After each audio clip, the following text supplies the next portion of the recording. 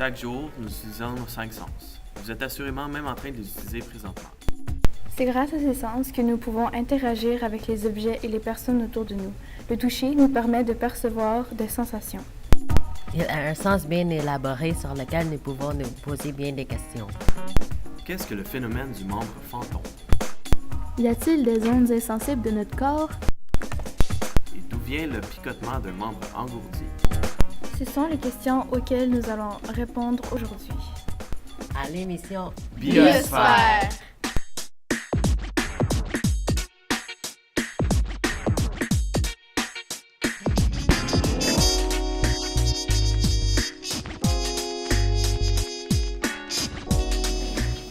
La douleur est ressentie dans le cortex somatosensoriel du cerveau. Et puis la partie la moins sensible du corps, c'est le dos. Et c'est parce que le cortex somatosensoriel dédie peu de capacité de sensation au dos. Mais si on ne compte pas seulement les membres, c'est-à-dire qu'on compte aussi les ongles, les poils, les cheveux, ces parties-là sont carrément insensibles. L'ongle, par exemple, il ne peut pas sentir parce qu'il n'y a pas de récepteur sensoriel. Puis, il n'y a pas de connexion non plus au cerveau jusqu'à l'ongle, donc il ne peut pas nécessairement recevoir d'informations de l'ongle. Donc, c'est ça.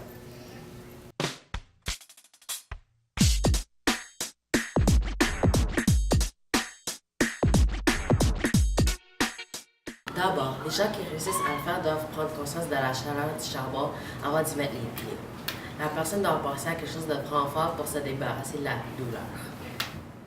Avant qu'une personne traverse la combustion du charbon, elle fera en sorte que leurs pieds soient très humides. Quand elle commence à marcher sur du charbon, cette humidité va s'évaporer et former une couche de gaz de protection sur les pieds de la personne.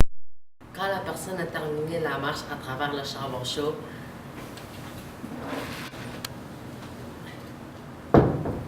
elle place ses pieds dans l'eau glacée à l'intérieur de leur seau.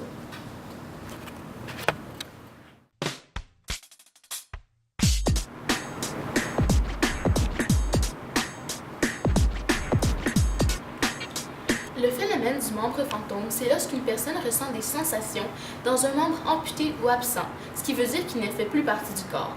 La personne ressent une interférence de ce membre absent avec les autres parties du corps et peut même ressentir de la douleur parfois. La cause du phénomène réside dans le cerveau, dans une zone appelée le cortex somatosensoriel.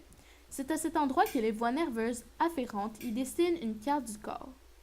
En cas de syndrome du membre fantôme, il y a une mauvaise réorganisation de cette carte. Au lieu de perdre la représentation d'un membre manquant, celle-ci persiste.